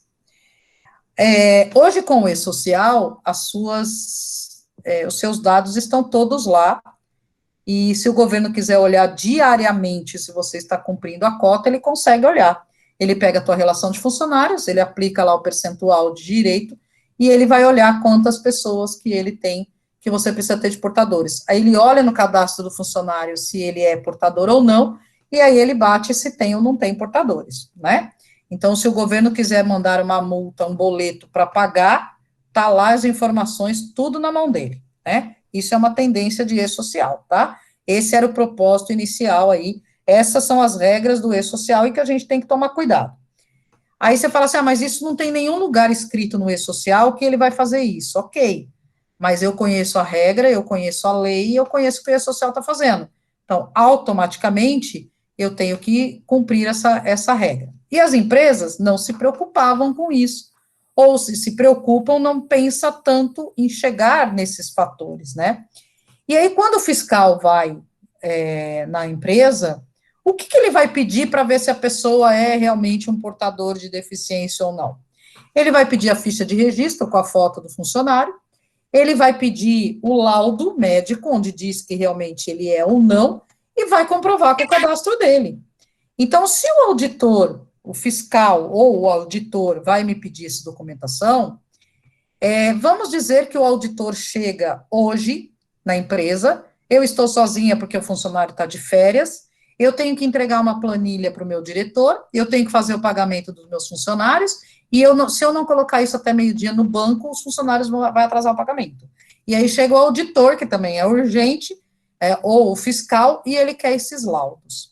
Se eu tenho lá, sei lá, 10 funcionários PCDs, eu vou ter que olhar pasta por pasta, né, e vou ter que pegar esses laudos, um por um, tirar cópia ou escanear. Então, eu, por ter participado de diversas passagens aí, o que eu fiz quando eu entrei na empresa onde eu estou hoje? Pessoal, contratamos um PCD, nós vamos colocar numa pastinha da rede, batizada nome tal, e lá nós vamos colocar todos os laudos e a ficha de registro, porque se o fiscal bater aqui, ou se o auditor vier aqui, eu não vou incomodar nenhum de vocês. Eu vou atender o fiscal, eu vou tirar uma relação hoje, quem são os PCDs ativos, né? Eu não vou ficar limpando a pasta quem é demitido, quem não é. Mas aí, como eu batizo os nomes em ordem alfabética, ou o número da matrícula, enfim, ou o CPF, uma identificação lá, seja o nome do funcionário, eu vou pegar ali quem são os ativos, eu consigo pegar dessa pasta, em questões de 10, 15 minutos, está tudo separado, a minha documentação, para o meu auditor ou para a fiscalização. É muito mais fácil do que eu emitir uma guia, ir lá, né, uma relação, e sair no prontuário caçando, olhando papel por papel para pegar, ou ir no prontuário médico, porque não ficou comigo, está lá no médico. Olha a encrenca que é. Então, abram a cabeça de vocês, dos processos de vocês, entendendo se o auditor vier aqui, o que ele vai buscar, né? A mesma coisa, licença maternidade, de prorrogação de licença maternidade e aquela prorrogação da empresa cidadã. Como funciona isso, né? As empresas que são conveniadas ao governo para se tornar uma empresa cidadã, as licenças maternidades, ela tem mais 60 dias, que se chama prorrogação da licença maternidade. Quando lançaram, e quando nós cadastramos na empresa onde eu trabalho, eu fiz o mesmo pensamento, eu parei e falei, peraí, se o auditor vir aqui, ele vai querer entender por que eu dei mais prorrogação, porque existe uma regra para eu fornecer a prorrogação, isso dentro da legislação, tá? Existe uma regra que para eu fornecer, primeiro eu tenho que fazer o cadastro no governo, a minha empresa tem que estar associada, ela é beneficiada nos recolhimentos do imposto, tá? Impostos que eu digo imposto da empresa, não é imposto de renda de funcionário, não, é imposto da empresa, ela tem os benefícios para a empresa, e o funcionário, ele tem que preencher um documento dentro de um determinado tempo de 30 dias, após o nascimento, que ela quer essa prorrogação, não é obrigatório. Então, vai ter mãe que vai falar, não, eu prefiro não, eu não quero. Eu nunca vi nenhuma hoje falar que não quer. Mas pode acontecer, porque não é obrigatório, ok? Então, ela preenche esse termo. E aí, quando nós criamos, eu li a lei na íntegra, eu falei, peraí, se eu for auditada sobre isso, ou se eu for ter alguma fiscalização sobre, o que eles vão querer? Eles vão querer esses termos assinados dentro dos 30 dias, eles vão querer a certidão de nascimento, para ver que dia que a criança nasceu, e eles vão querer olhar esse termo preenchido. E eu falei, peraí, se um dia bater a fiscalização aqui, eu vou ter que fazer a mesma coisa que fosse do laudo do PCD, vou ter que procurar pasta por pasta, e vai ter pessoa que já foi demitida, eu vou ter que procurar o prontuário dessa pessoa, a pasta dela demitido. O que eu faço? Eu montei uma pasta, então, a pasta do funcionário tem a certidão de nascimento, a pasta dele tem os processos, mas na minha, né, eu criei uma pasta onde eu tenho todas as licenças maternidades e essas solicitações. Então, o auditor, quando vai lá, eu pego essa pasta, vejo quem é as pessoas que ele quer e já entrego. É muito mais fácil, né? Então, às vezes, as pessoas sofrem quando vem o auditor, porque ela não tem os processos dela, já com esse olhar, né? E se a gente começa a desenhar isso, igual a Arley falou, de colocar nessas pastas, fica muito mais fácil, né? Então, o auditor, digamos, nisso todo esse processo, vamos dizer que eu não tivesse esse processo, essas duas dicas aí que eu dei para vocês, né, que eu já convivi com isso, vamos dizer que eu não tivesse isso e o auditor foi lá. E eu vou falar, nossa, gente, me deu uma canseira essa auditoria, né? E aí ele viu, olha, tá faltando aqui esse documento, a gente precisa, né, que você precisa. Então, o auditor, ele não é o fiscal nesse momento, né? Ele está prevendo que a fiscalização vai vir e ele está consertando aquilo que está errado. Então, o auditor é o médico que aparece na boa hora, né? Ele vai olhar meus processos e ele pode até sugerir essa pasta para mim. Fala, olha, veja só, essa pasta aqui não é bacana, né? Eu fiz um trabalho de consultoria numa empresa onde realmente eu fui lá auditar os processos deles, né? Eles queriam ver se os processos deles estavam de acordo. Eu falei, quais são? A gente quer ver se a gente está pagando corretamente a hora extra, o adicional noturno, me pediram uma série de coisas. Eu pedi alguns materiais para eles, eu falei, encaminha para mim e eu vou olhar. E aí eu fiz a conferência manualmente para ver se estava tudo certinho. E aí eu falei, ó, legal, auditei, né, e falei, ó, o processo está bacana, mas eu sugiro que aqui, ó, você muda esse nome, aqui você faz isso e eu dei algumas orientações, né. Se eles fizeram ou não fizeram, aí já é a parte 2, né, é a lição de casa que a gente deixa lá. E aí, quando a gente fala do auditor, que é o ouvir, né, veja, eu não preciso chegar igual essa figurinha aí que tem essa mulher no megafone. Como a Arley falou, o auditor que foram lá são educados. A maioria dos auditores, eles são mais ouvintes, né? Mas não adianta nada a gente também estar num papel de auditor, a pessoa estar conversando comigo e eu estar de cabeça baixa, ou eu estar em outro mundo, né? Então, o papel de ouvir é ouvir mesmo, você tem que estar 100% inteirado naquele momento, ouvindo a pessoa o que ela tem a te dizer. Você não vai interromper essa pessoa, deixa ela falar, né? E em nenhum momento também você vai gritar na orelha dela, né? Igual eu ponho a figurinha aqui, né? O auditor, um macaquinho aqui, colocando, né, a mão na orelha ali, né? Ilustrando que ele ouve, mas ele tá para outro mundo, né? E não é dessa forma. Então, o melhor desenho é o quê, né? Os dois estão aqui, um olhando de frente para o outro, explicando, uma conversa amiga, uma conversa sem receio, sem medo, né? E você está ali passando para o seu auditor. Esse é o melhor cenário aí, né? E aí, qual é o objetivo realmente de uma auditoria? Realizar aí as medidas para correção, analisar e revisar as normas e políticas da empresa. Então, às vezes, as empresas têm normas e têm políticas, mas aí todo mundo foge disso. Aquilo que é regra, né, aquilo que é exceção vira regra. E onde está escrito isso? Em nenhum lugar. Então, o auditor vai avisar, fala, olha, se vocês têm aqui uma política da empresa e vocês estão fazendo diferente, o funcionário pode se ver, né, desprivilegiado de alguma coisa e pode ser um passivo trabalhista para vocês, né? Então, ele vai assessorar, ele vai apoiar aí novas instruções, que é o caso das pastinhas que eu falei aí para vocês, e aí a gente garante aí toda a eficácia e eficiência dos processos.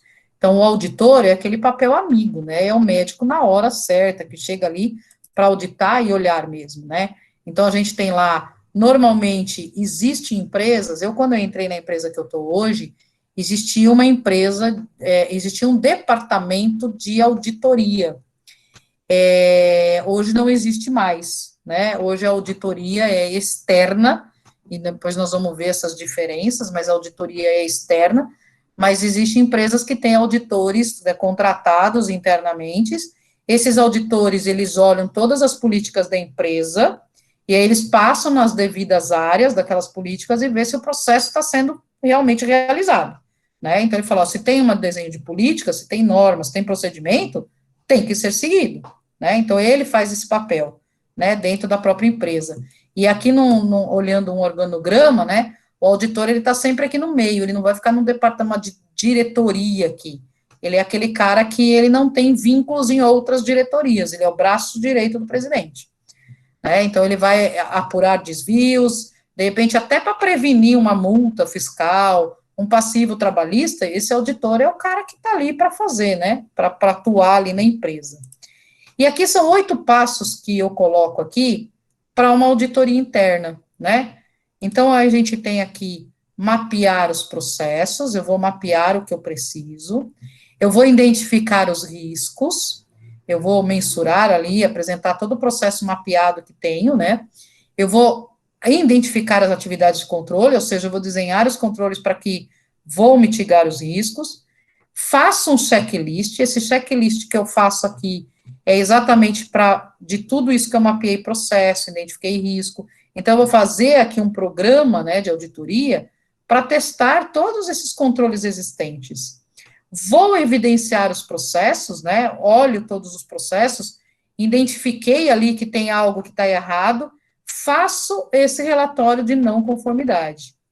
E aí, a partir do momento que eu fiz esse relatório de não conformidade, então, eu vim aqui e vou mapear processo, eu quero verificar se a área de departamento pessoal está fazendo pagamento de acordo com o que fala a política. Então, tem que ser pago comissão para os vendedores, né, tá lá na política, de X%, num determinado dia do mês. Então, eu vou mapear esse processo, eu vou conversar com a pessoa de departamento pessoal, eu vou buscar essa política, vou identificar o risco, se ele não cumprir essa política, qual é o risco que pode se ter, vou verificar as atividades de controle e vou elaborar um checklist. Então, eu vou colocar, ele fez, então, dentro do que eu li daquela política, ele paga no dia certo, eu vou colocar um quadradinho, ele fez da forma igual para todo mundo, o percentual está igual para todo mundo, quando sai de férias, enfim, dentro das regras, eu vou colocar ali, e aí, a partir do momento que eu identifiquei algum erro, algo que não está de acordo, eu vou elaborar aqui os planos de ações.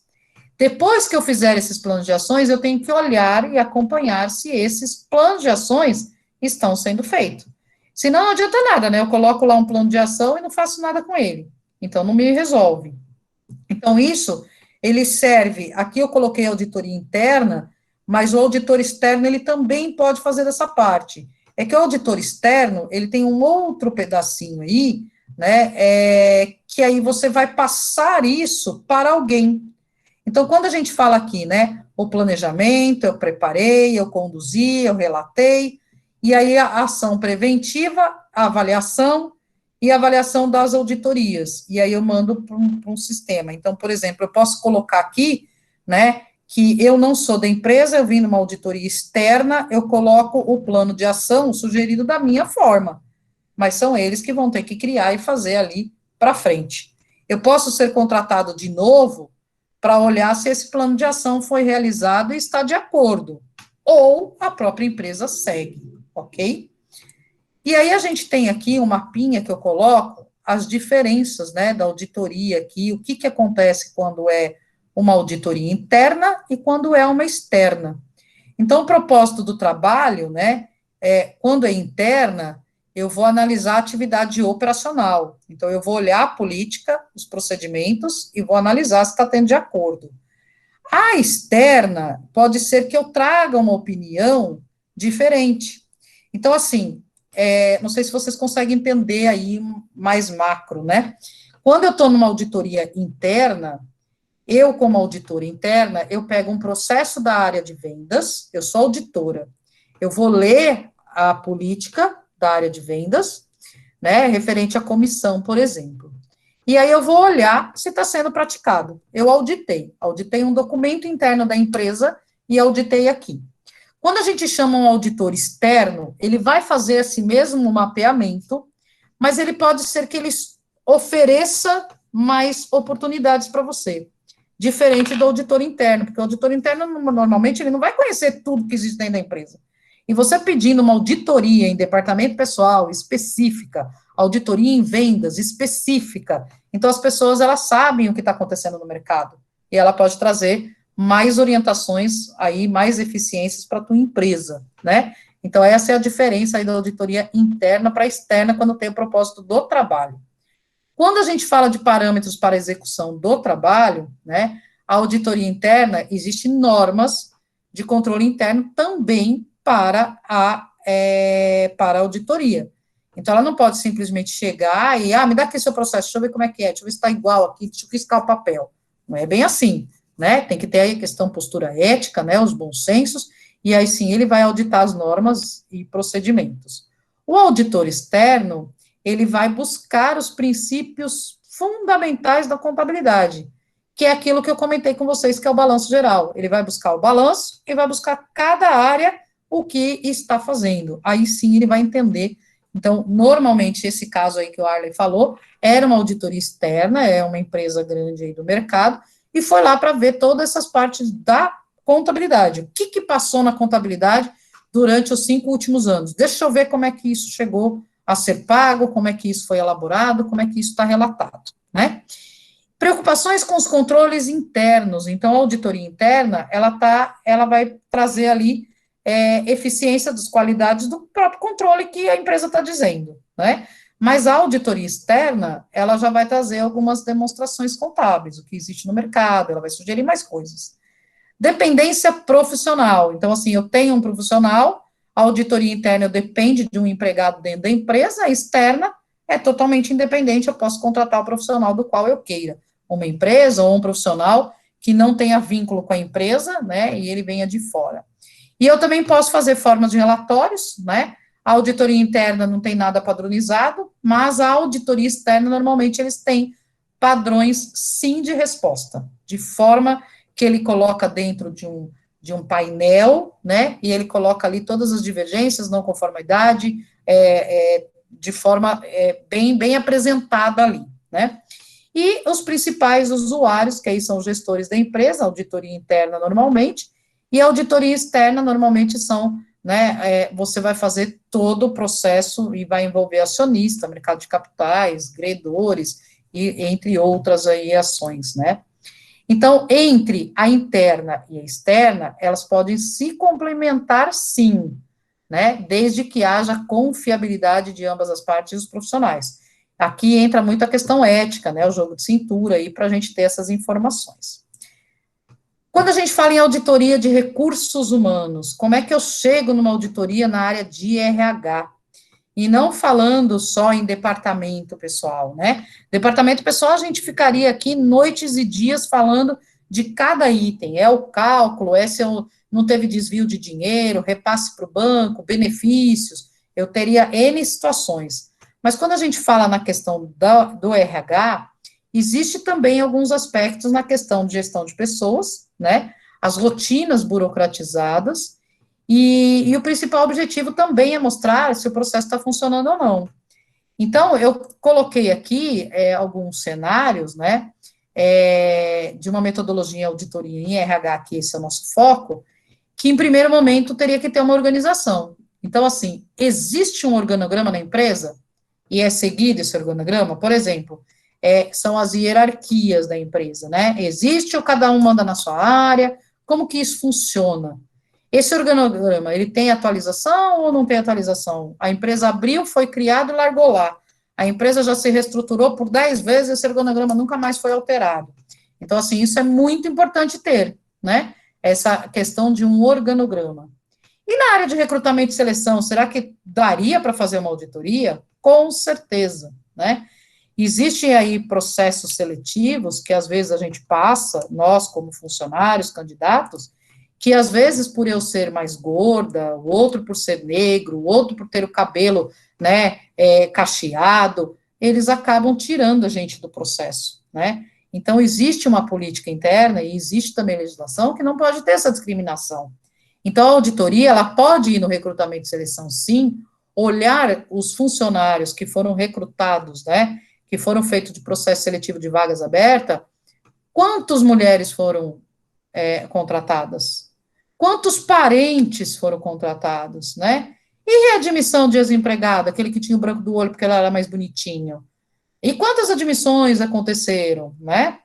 Então, assim, é interessante a gente ter uma política, sim, de recrutamento interno, ou externo, ou ambos, e aí sim a gente faz ali um processo de auditoria, né? E aí a gente vê se a política que está ali desenhada também, ela é pertinente, se ela tem que ser reformulada ou não, né? Então, hoje a gente tem aí a contratação de PCDs. Se um pedir a conta, eu tenho que contratar outro no mesmo PCD? Sim, eu preciso. Mas será que isso está acontecendo? Não sei. Então, a auditoria vai olhar todas essas regras, tá? Administração de salários, né? A empresa possui um programa de avaliação de cargos, ou seja, eu tenho plano de carreiras e salário, né? Eu tenho esse sistema que me favorece isso. E aí todos os cargos estão descritos e sendo avaliados? Ou é o branco do olho, ou é aquele gestor mais bravo que vem lá e pede um reajuste salarial do funcionário, eu vou lá e faço. Então, essas situações, elas são auditadas, né? E é necessário fazer. A mesma coisa nas operações de departamento pessoal, né? Então, o departamento pessoal tem práticas bem definidas, estão lá tudo desenhado, né? Como é que você faz, esse cenário que a gente falou agora do laudo, né? Do PCD, você colocar numa pastinha, né? E elas são seguidas, elas são tratadas. Tem política de férias? Ou eu posso pedir férias quando eu quero, quando eu desejar? Só posso sair de segunda-feira, só posso sair de quarta, só posso sair, enfim, né? E para admissão, tem um prazo, não tem prazo? Isso tudo faz parte de políticas e procedimentos, né? É isso que a auditoria vai olhar, seja ela interna ou externa. E na avaliação de desempenho também pode ter uma avaliação e uma auditoria nos processos, né? Porque a avaliação de desempenho, aquele gestor que é mais nervoso, ele pode avaliar totalmente ruim um funcionário dele, porque aquele dia ele não fez a entrega que ele precisava, né? E a avaliação de desempenho não é desse jeito, é de 1 ano, né? Normalmente, ou de 6 meses. Então, será que a forma que está sendo avaliada aquele funcionário está adequada? Será que eu devo seguir daquele jeito ou não? né? Então, isso tudo são análises aí que a gente precisa fazer. E olha que interessante esse quadrinho, né? Eu gosto dele. Aqui a gente tem um ponto importante, que a auditoria não é um vestibular cheio de perguntas, né? O auditor não vai chegar lá para você e ficar, como é que é isso? O que é isso? O que é isso, né? Então, na verdade, é mais bacana, né, o auditor chegar, ó, ver que está lá no crachazinho dele aqui, né, que é da ISO, que é referente a um processo, que teria ali de procedimentos e normas, e aí você vai falar, o que você faz? Aí a pessoa fala, eu faço assim, tá, me descreve a sua função. Eu sou supervisora da área, eu supervisiono aqui os macroprocessos, os microprocessos, faço gestão de pessoas. Bacana. E como que você faz, né? Aí eu falo, eu chego aqui de manhã, tal, não tem necessidade disso, né? Então, na verdade, conte como você realiza o seu trabalho para mim. Você usa um sistema, não usa o sistema, né? E aí eu vou falar, isso está escrito? Ele fala, está escrito aqui no meu caderno, não é assim, né? Então, ó, se estiver, mostre para mim onde está. Se não estiver, né, mostra para mim o que você aprendeu, como é que você faz, vamos escrever aqui, deixa eu mapear seu processo. E aí, quando você pode mostrar que isso é feito? Aí a pessoa fala, agora, ó, vou te colocar aqui no sistema. Aí eu falo, não, olha, são as evidências, né, do que o seu trabalho foi realizado, como é que você tira relatório, não tira, como é que você faz, né? E fazendo dessa maneira, você atinge seus objetivos? Então, você vai perguntar para a pessoa, quais os resultados gerados pelo seu trabalho, né? Tá vendo que muda a figura, né? O papel de auditor não fica aquela coisa tão chata, né? De perguntas e respostas, e uma pergunta muito, assim, aberta, né? Que a gente pode ouvir coisas que não tem necessidade. Então, estão aí algumas dicas que eu deixo no slide aí para vocês, né? Quais são aí as vantagens, né, que a gente tem de auditoria de recursos humanos? Então, eu vou identificar as irregularidades, vou fazer as orientações preventivas, né, corretivas, se tem alguma corretiva, fazer imediatamente, coloca lá o plano de ação, e aí não é só apontar dedo, né, o auditor não vai apontar o dedo, mas ele vai dar sugestões, ele vai trazer aí soluções para as coisas, né. E aí cabe a esse auditor apresentar para os gestores de RH, para a direção, de uma forma, né, que demonstra bastante qualidade, que clareza, né, o quanto que ele extraiu de informações e o quanto que ele identificou. Eu já me deparei em empresas de auditoria que vêm auditar a gente, né, que eles apontam o dedo de umas coisas totalmente sem ética, tá? E isso realmente é inadmissível, né? Então, acho que eles têm que fazer o papel deles, mas, né, e na hora de apresentar, ser de uma forma também educativa, né? E aí, o que ele precisa ter? Ético, manter sigilo, ter objetividade e cautela, vai zelar pelos documentos que ele recebeu, porque ali tem bastante coisas, e com a LGPD, né, a gente fala muito aí da proteção dos nossos dados, então ele não pode divulgar esses materiais para lugar nenhum, né, e aí ele vai ser totalmente imparcial, independente. Então, às vezes, é legal a gente ter aí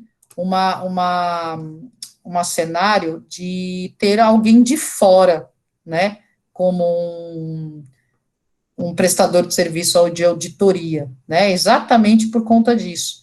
Porque quando a gente tem esse cenário aí de uma apresentação, né, de um auditor de fora, a gente acaba ouvindo mais, porque ele é mais imparcial, né.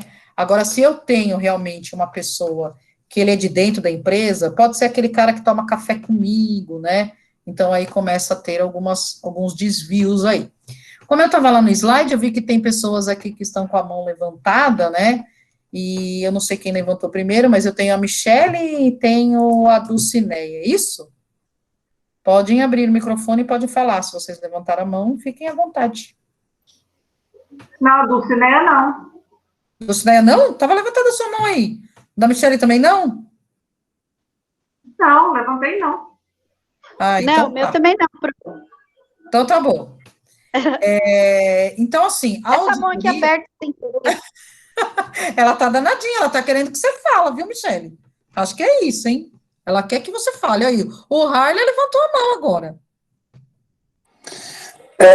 Não, é só contribuindo. Você falou uma coisa bem interessante que acontece, né? Quando a gente fala em auditoria, essa maturidade, né, de estar ali como uma auditoria educativa, Por quê? Se eu contratei uma auditoria, eu quero melhorias, eu quero ouvir outra pessoa, eu quero ouvir o que ela tem para me agregar e não apontar. Então, quando a gente vai para uma reunião, lá depois, né, dos resultados com o CEO, enfim, ou com a sua gerente, a auditoria não está ali para falar assim, se é certo ou errado, ela está ali para trazer melhorias.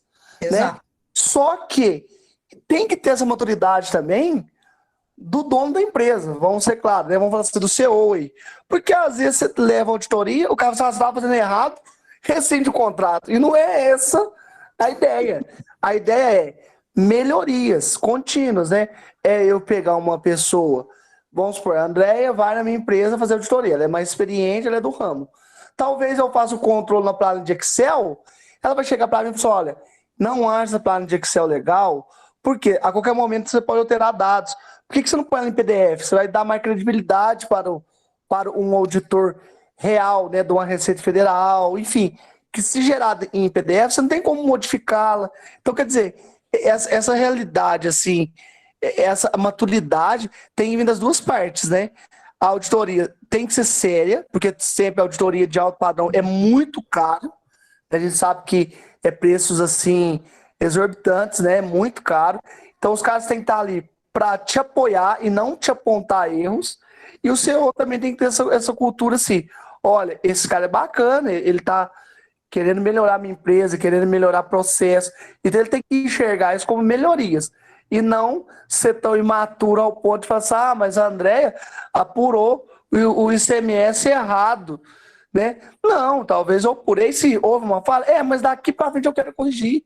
Eu quero melhorar, eu quero resgatar, eu quero pagar menos impostos, eu quero não deixar ter um passivo trabalhista. Então, assim, a ideia é essa, sabe, de melhoria. Eu acho que a auditoria, quando você tem uma auditoria e é consciente, né, e bacana, é justamente isso. Igual eu tô falando assim, volto a dizer da nossa empresa, quando a gente foi auditado, menino, pra gente foi assim, uma coisa de outro mundo, né? A gente estava acostumado a tudo dentro de casa. Então, quando você vê, então, uma coisa externa, você fala assim, nossa, que cara chato, que não sei o que tem, pra que é isso? Não, pra que tá me pedindo isso? Tem coisa que já passou. Enfim, você tinha esse sentimento, mas pra nós foi coisa de outro mundo. E acabou que depois a gente criou o processo, que de 6 meses eles vinham e já levava tudo. Enfim, começou até a auditar de longe.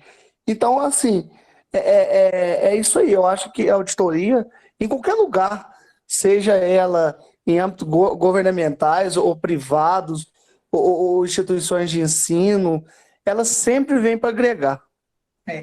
É bacana essa sua contribuição, obrigada, Harley, mas o que eu vejo também, algumas coisas em consultoria, em auditoria, na verdade, eu convivi com isso, né, de uma auditoria, eu não vou dizer o nome da empresa de auditoria que fez, porque aí eu levo a imagem da empresa aí não muito agradável, né, mas olha que interessante, né, o auditor, então assim, primeiro, eu quando trabalho na empresa, né, e eu sendo supervisora da área de folha de pagamento, e vem um auditor, eu acho bacana chegar esse auditor, embora o auditor ele não tenha uma cara tão agradável muitas vezes. Mas se ele vem educadamente, que na maioria das vezes são, eu o atendo e vejo o que ele precisa e sou solícita a ele e entrego toda a documentação a ele. Isso aconteceu em todas as minhas auditorias que eu tive, na empresa que eu estou hoje, em outras, e aí veio um auditor de uma empresa aí de grande nome, que a gente tem aí, de uma empresa renomada, e ele veio pedir algumas informações para mim. Então, ele pediu, né, o resumo de folha de pagamento, que aí é o resumo onde tem o pagamento de todos os funcionários, ele pediu algumas matrículas, né, alguns funcionários, olerites individualizados, e ele queria os recibos de férias dessas pessoas, né, e a ficha financeira, ou seja, o histórico do que eu paguei para essas pessoas. Então, eu pedi, alinhei com ele de que forma que ele queria, que eu ia mandar em PDF para ele, se poderia ser. Ele disse que sim, e eu encaminhei essas informações todas a ele. Ok. Então, o que ele auditou aí, né? Ele auditou se eu entreguei o aviso de férias na data correta, ele auditou se o valor de férias que eu paguei para o funcionário estava de acordo, e aí ele não batia os valores de média. Então, quando a pessoa faz horas extras, né, todos vocês acredito que conheço, mas eu vou abrir um parênteses aqui rapidamente, mas quando a gente paga hora extra, né, qualquer mês que eu pague, ou em todos os meses que eu pago hora extra para aquele funcionário, quando ele sai de férias, eu tenho que pagar a média referente àquele período aquisitivo, eu tenho que pagar a média das horas extras realizadas dentro daquele período. E aí ele foi fazer essa conta para ver se o que eu estava pagando de média no holerite do funcionário batia o valor. Só que esse era um funcionário que ele tinha hora extra, adicional noturno, adicional de periculosidade e N outras coisas, que geravam todas média. Então, para chegar no valor de média, que eu pago lá média férias, eu tinha que desmembrar todos eles e chegar nesse montante. E o auditor não chegou nessa conta. E aí ele quis marcar um horário comigo, e ele falou assim, eu posso estar conversando com você e tal? Eu falei, pode. Eu vou precisar de uns 30 minutinhos seu. Eu falei, ok, marca tal dia, tal horário e tal, e vem aqui na minha mesa. Ele foi na minha mesa, e aí ele começou, abriu lá o computador dele, e aí ele começou a me mostrar uma planilha Excel gigante que ele tinha, e ele falou, eu transcrevi aqui nessa minha planilha, eu não conhecia a planilha dele, estava olhando naquele momento, e ele falou, eu coloquei aqui todas as horas extras desse funcionário, eu coloquei isso, tal, não sei o quê, e o valor não bate. Eu respirei fundo e eu conheço a regra, eu conheço o negócio. Como que a gente faz a média de cálculo? É do período aquisitivo do funcionário. Ele pegou a ficha financeira desde quando o cara entrou até quando o cara estava lá, ativo naquele mês, né? Então tinha lá 2 anos e meio lá de ficha financeira, e ele pegou 12 meses lá, sem ser o período aquisitivo do cara. E eu fiquei calada. Eu não falei isso, porque ele era o auditor, não era eu. E eu estava olhando a planilha dele. E aí eu perguntei, mas por que não bate? Né? Ele falou, então, é isso que eu queria ver com você. Eu falei, olha, ele falou, você pode me explicar como você calcula? Eu falei, eu prefiro não, desculpa. Mas eu prefiro não explicar para você como eu calculo, porque você vai entender como eu calculo e vai dizer que o cálculo está certo. Então, você vai estar induzindo, eu vou estar induzindo você a entender o meu cálculo e você vai dizer que está certo. Eu gostaria de saber o que a tua planilha faz, como é que você chegou nesse resultado para dizer que está errado. Aí ele pegou e falou, tá bom, a gente pode fazer isso, mas veja bem. Aí eu percebi que o cara não entendia muito, né? E ele não sabia o porquê que chegava naquele valor. E aí eu peguei e falei para ele, você está somando todo o período, você está somando isso, tal. Você fez o filtro de período aquisitivo? Ah, então deve ser isso, né? Olha, faz assim, eu marco um outro horário com você, eu vou, não sei o quê. Ele viu que tinha dado uma bola fora, e aí ele se mandou. E aí eu fui na contabilidade, falei, olha, eu posso ser, assim, super solícita, eu vou ser agradável, educada com todos os caras que vierem aqui. Só que eu quero ser auditada. E eu que estou ensinando o cara. Dessa forma, ele não está auditando porcaria nenhuma, desculpa o termo, né? A contabilidade ficou preocupada, eu sei que depois de 2 semanas veio outra pessoa lá para olhar os meus processos. Então, assim, se eu quero passar por uma auditoria, ele vai perder meu tempo, eu vou perder o tempo dele, a empresa está gastando dinheiro com isso, para vir um cara e me fazer uma pergunta de como eu faço o cálculo? Não, você que me fala. Olha, o teu cálculo está errado, ou eu não consegui chegar no seu valor, o meu valor foi esse raciocínio que eu tive, e aí a gente troca ideia. Agora, eu explicar para ele como eu faço? Não, eu não expliquei, né, porque eu percebi que o cara não sabia fazer o cálculo, e realmente ele não sabia, né. Então, às vezes a gente pode acontecer isso, e aí a gente também tem que, né, ser humildemente ali, e eu não quis ser agressiva nem um pouco com a pessoa, mas, né, ele mereceu, porque, assim, eu estou pagando por aquilo, a empresa que eu trabalho está pagando por aquilo, né. Então, esse é o recado que eu tenho dar para vocês hoje, que é a parte aí de auditoria, a gente já está quase nos finalmente da aula. Eu só quero que levante a mão quem é aluno novo, que está começando nessa disciplina comigo, ou todos vocês já estavam comigo. Tem alguém que está iniciando hoje comigo, que não me conhecia, não teve aula comigo de pós-graduação? Todos estavam já comigo, né? Então, como nós estamos em 11 pessoas, no começo da aula eu comentei que eu falaria das notas da disciplina de DP, porque a gente está com problema no sistema da TOTS, e eu não consegui cadastrar as notas no portal. Mas eu sei que como vocês são curiosos e querem saber, enfim, então o que eu vou fazer?